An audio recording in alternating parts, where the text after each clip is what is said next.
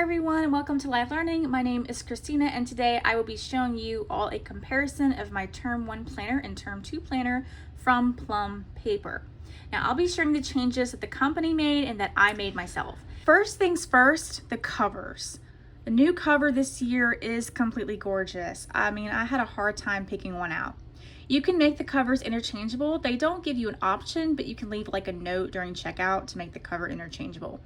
For me, I find that having a collection of covers can be a little bit overwhelming, but if it's something that interests you, you can customize it that way if you want. This year I chose the wild floral patterns. Last term I chose one of the pretty in paint patterns. As always, the cover is tear proof.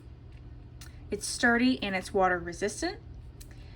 It does come with a protective clear covering on the front and back. You do have the option of getting a metal spiral binding disc or just completely free of punches. Changes I made this year were to keep mine monogrammed and the year at the top. But I removed the bottom label because I just wanted a fresher look this time around. The pages in the planner are pretty thick to where your pen shouldn't bleed through. I haven't had a problem with them, which is another reason why I like this brand. I used to be an Erin Condren fan, and to be honest, it just got to be too much. Too many products, not enough customization, and an outrageous price. Anyway, there is definitely a change when you open the 2020 planner. They have removed the color block on the days of the week for each month. The number of the year is in a number and bolder. The font has changed a little too. The colors are subtle, which I like, yet refines the space to where it looks more organized and cleaner.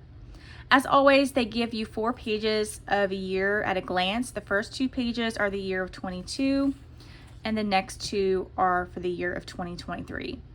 I personally like how the year at a glance pages are all up front. You don't have the next year somewhere on the back. You have it right here, which is more organizable. Okay, these next few pages are another reason why I love this brand over any brands I've used. You don't just have special dates, but you have a place to put ideas and goals, which I'll show you in a minute. Now the colors have changed, but that's because I chose a different color scheme this time. I didn't start my first term until October of last year, so my second term will start in April. And I plan to use the month of March to remind me of any last things I need to complete before term 2 starts, but I'll be starting from April and going, moving this way, and then after December, I'll go back up here in January and then to March, and then I'll get a new planner. So that's how my term works. I didn't really use this page much, the ideas, plans, and goals page, but I plan to make much more time for it this term. This is a great place to put extra reminders, your goals, what you hope to accomplish. If you're a student, you can check out my upcoming video of how I plan to set this planner up for term 2. The notes page is a blank space that you can use any way you want to before the months start. I like to use this as a checklist before my next term. I flipped to the month of December just to show you an empty monthly cover page. I usually decorate my cover pages with inspirational quotes, and I will show you what I mean in a second, but for now, I just wanted to show you some differences of the monthly cover pages. They are, as usual, thicker than the other pages, and I really prefer a tabbed section to divide everything by month. With last year, there's no subtle pattern as this year's cover page has. The full word of the month has been replaced by a lowercase letter and a lighter shade of the color in a circle. I actually like this change. I mean, it looks really cute and modern. This is what I was just trying to show you. I didn't always have time for it, but when I did, I would fill my cover page with motivational quotes, activities, and favorite hobbies, and even the seasons. With my new planner, I'm not sure if I will keep this idea because I really like how the cover looks, or maybe I could move it to a different spot completely. Let me know what you think in the comments. Okay, this has definitely changed this year. You still have the 3 circles, but now they have put a label on them. I'm not super thrilled by this because I do like how the previous planner allowed you to add like a quote or two or write plans you hope to do for that month. I think it's a good intention. I just think you should have the option to customize this page like you're able to do for the other spreads. With that being said, I do like how the labels for the birthdays, events, and things to remember are a bit bigger. They also have put a label for monthly highlights. And I like this because I didn't know what to call it. I've heard some people call it monthly intentions, which I like, but highlights is good too. There is another notes page for the month. I like how the monthly note and the notes page before the monthly spreads are like separate, because this really keeps the monthly notes pages much more organized. Okay, one of the other things I really love about this brand is being able to customize your own holidays, and you can even add in your own birthdays and events if you want to.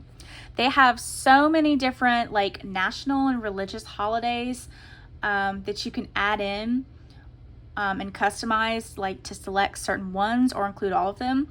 The only difference that I see here is that there's just a smaller gap between the monthly spread and the monthly label on top. Other than that, the bar is small, which is nice, and the days of the week are subtle in color. You do have the option of starting your month either on a Monday or Sunday. My monthly and weekly spreads are different from each other. I like it for my monthly layout to like start on a Sunday. This helps me to plan precisely when my weeks start for each course at WGU. Having them start on a Monday would just completely confuse me.